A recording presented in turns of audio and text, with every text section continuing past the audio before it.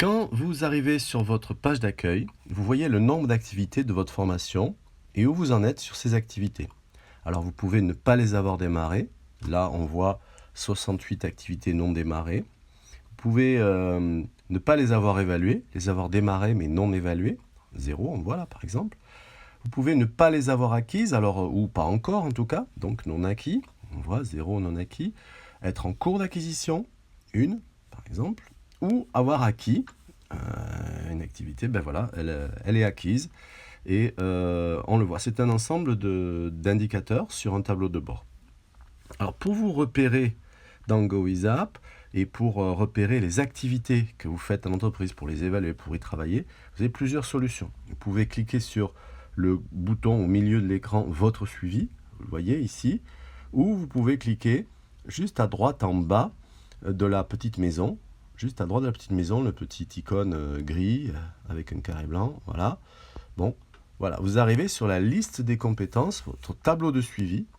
On refait sur votre suivi, vous cliquez sur le bouton Votre suivi et vous arrivez sur le même tableau de suivi, vous voyez, avec plusieurs blocs. Plusieurs blocs, donc on va le voir, la structure après.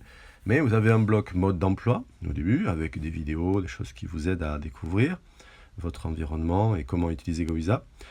Un deuxième bloc échange entre mon tuteur, mon formateur et moi. Et on va voir que ça permet un échange effectivement aussi avec le chargé de relations entreprise, votre tuteur et votre formateur bien sûr. Et ensuite vous avez la liste des activités avec des sous-activités.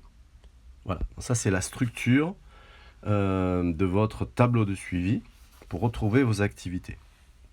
Si vous voulez changer de module. En fait, vous voyez en haut à droite, il y a CAP1A cuisine. Si vous cliquez dessus, vous voyez que vous avez plusieurs sections à votre disposition.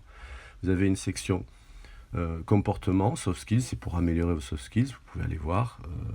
C'est pareil, c'est des compétences, mais c'est pas technique. Et par contre, CAP1A cuisine, ce sont des compétences techniques que vous connaissez bien. Et puis, vous avez un autre module, trouver un contrat en 3 étapes. Si vous n'avez pas encore votre contrat ou si vous l'avez malheureusement perdu, ben voilà, pour vous aider à le retrouver. Mais on va choisir CAP1A cuisine pour le moment. Voilà. Donc, vous pouvez aussi choisir donc d'explorer et de trouver une compétence. Par exemple, dans préparation de base, vous voyez qu'il y a peser, mesurer, éplucher, laver.